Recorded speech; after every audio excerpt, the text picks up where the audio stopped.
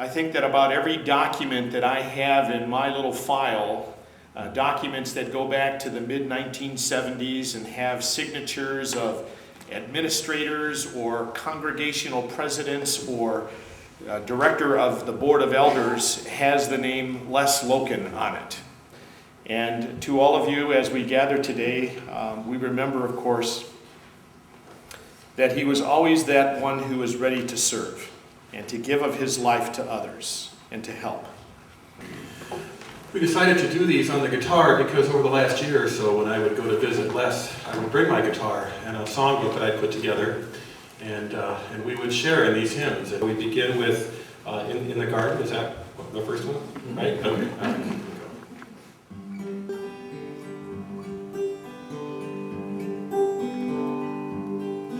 I come to the garden alone, while the dew is still on the roses, and the voice I hear falling on my ear, the Son of God discloses, and He walks with me, and He talks with me, and He tells me I am His own, and the joy we share as we tarry there, none other has ever known. The last week or so, I have been watching Les's videos on my computer. What a wonderful treasure those are. And it's been an interesting experience, though. Because on the one hand, they brought back many memories for me. I mean, many of the stories on the video I had heard before, much to my delight.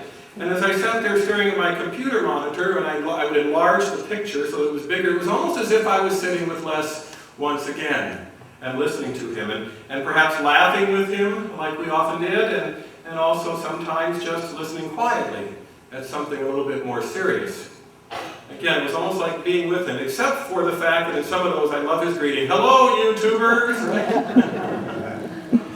Right?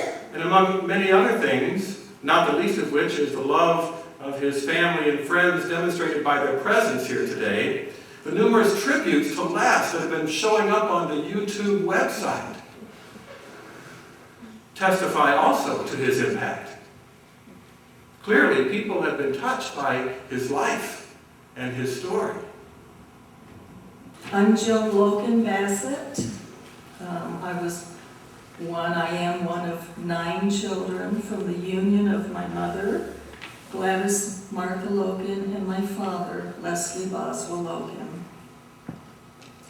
It seems that through most of my childhood, Dad was away on military assignment. Sometimes we were with him, and sometimes we weren't. But we loved him, and we needed him, and we waited for him to come home. I do remember playing outside with my sisters, and if a plane flew overhead, we would stop what we were doing, wave our arms, lift our heads, and yell, "Hi, Daddy!" And that's the way it was until he retired in the mid-50s. I was always very proud of my father. I was especially proud of his looks. He looked so much younger than his age.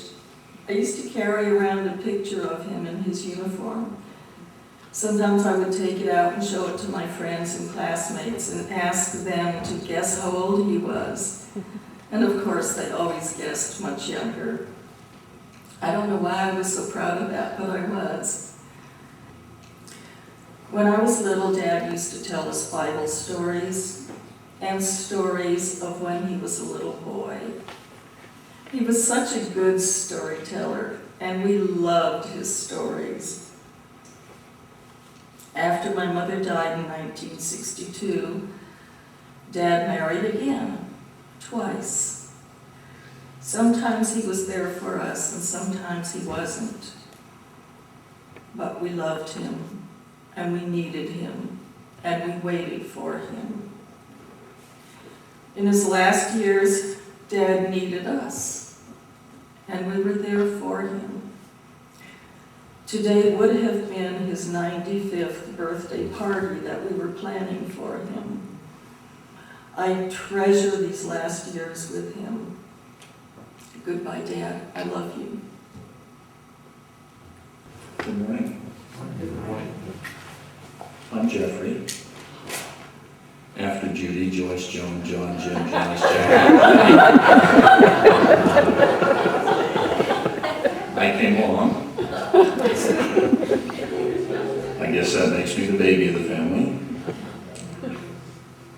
Much of the things that my father accomplished in his life, he did before I was born. But I heard about them. When I was a little boy, I wanted to be just like my daddy. He was my hero.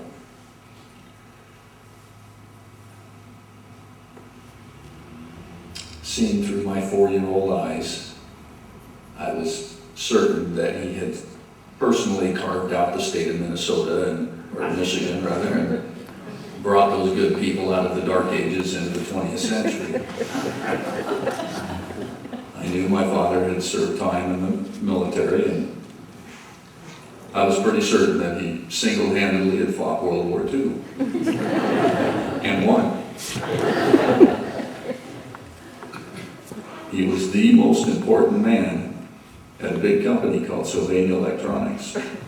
He personally designed and developed such marvels as televisions and satellites. And I wanted to be just like him. And I hoped that someday I would grow up to be big enough to fill his shoes. Well, time went on, and I grew, and I began to understand more of the world around me.